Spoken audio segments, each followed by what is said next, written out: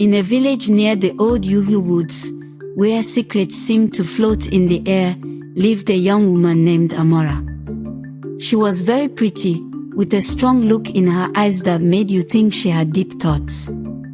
AMARA had no parents and lived with her aunt. She was smart and made beautiful cloth with strange patterns that looked like they were trying to tell secret stories. AMARA had a scary secret. When she slept, she would sometimes talk. But it wasn't her normal voice. She would whisper strange, urgent things, like warnings about the future or riddles that sounded like bad things were going to happen. This scared her a lot, but she acted tough and didn't want anyone to feel sorry for her or be afraid of her. Let them talk, she would think. I'm strong. Then a young man named Obinna came to the village. He was a student from the city, very smart, and he wanted to learn about the village's old stories. He was amazed by AMARA's fierce beauty and the brave look in her eyes. He tried to get to know her by saying he wanted to learn about old customs, but AMARA didn't want to get close to anyone. She would tell him off with sharp words. "My life is my own, city boy," she'd say. "There are no nice stories for you here, only truths you wouldn't get." She knew her night whispers were like a bomb waiting to go off in any friendship or love, and she wanted to keep everyone far away. But Obinna didn't give up. He felt there was a big story hidden behind her angry words. He saw the fear she tried to hide with her anger, and this made him want to help her even more. An old man in the village named Motsi Okoro was watching them. He was a leader, and everyone listened to him. He believed in old ways and thought AMARA's whispers were a bad sign, a way for trouble to come into the village.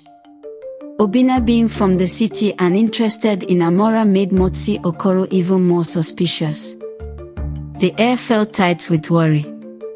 One night, Obinna was still at AMARA's aunt's house. He heard a quiet sound from AMARA's room. He was too curious not to look, so he peeked through a small crack in the door. AMARA was moving around in her sleep, and her lips were moving. She whispered a very clear and scary warning: "The river will take what it's owed, the bridge of sadness will fall." Her voice sounded strange and powerful, and it made Obinna's skin feel cold. Was this a special power, a curse, or something else? The next day, the village was in chaos.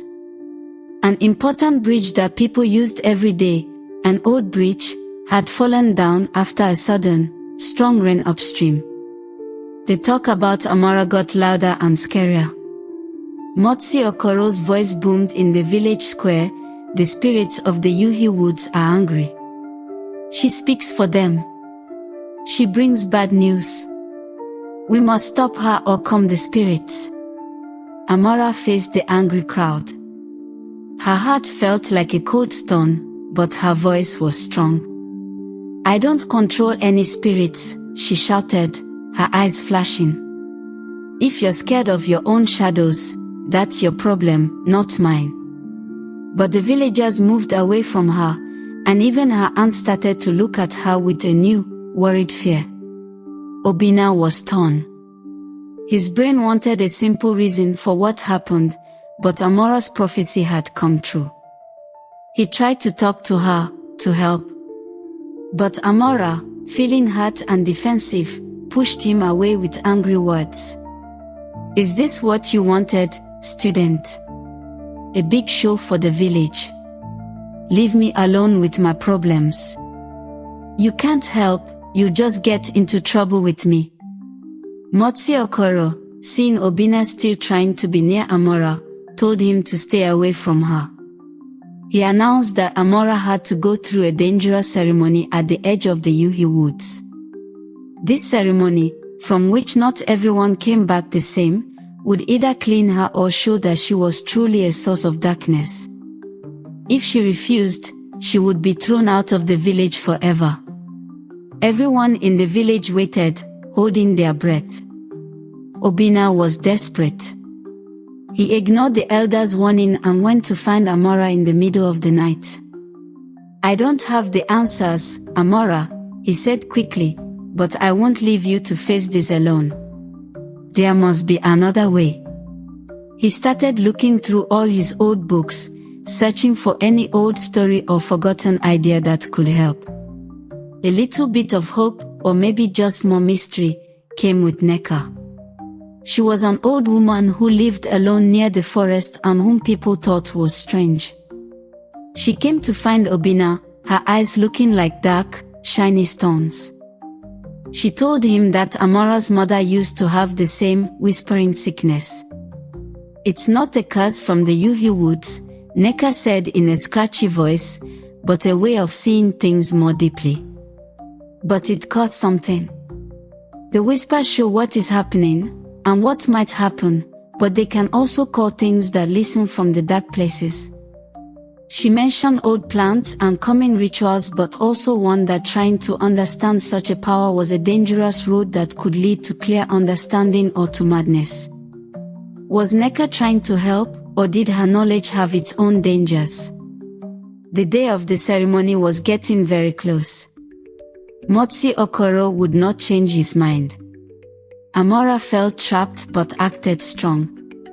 Obinna could see the fear growing in her eyes. With Nneka's mysterious advice and a desperate plan, Obinna got ready to act. At the tense village meeting the night before the ceremony, Obinna spoke. He didn't talk about spirits. He talked about patterns. He told them about another of AMARA's recent whispers that he had carefully written down. It was a strange sentence: "The elder's special yam, rotten from the inside." Then, acting like he just thought of it, he asked Motsi Okoro if the special yams, kept for the big harvest party, were safe. Motsi Okoro's serious face showed a little doubt. He sent his son to check. The silence was heavy and scary. The son came back, his face white. "Father, the big yam, it's full of worms." Everyone gasped. This was a very bad sign.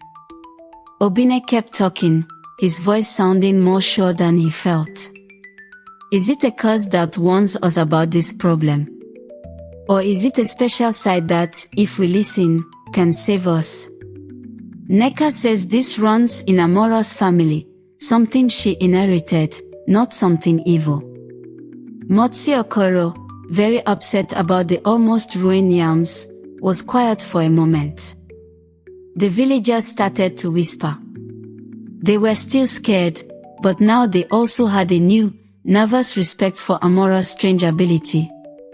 The immediate danger of the ceremony seemed to lessen, but the air was still full of distrust. Had Obinna really changed their minds, or just bought a little more time? AMARA watched Obinna. A new feeling, not quite trust, but a kind of thankfulness she didn't want to admit, showed in her eyes. Her tough act softened, showing a tiny bit of real hope. But the Yuhi woods were still there, full of old, deep secrets. Her whispers, she knew, would not stop. Were they a way to protect herself, a weapon, or something calling out to unknown things in the forest? And was Obinna's presence a comfort, or had he just stepped into the same wild, dangerous river that had always been her life? The story was not over. It was a path going deeper into the darkness, where every whisper could be a warning, and every choice could be their last.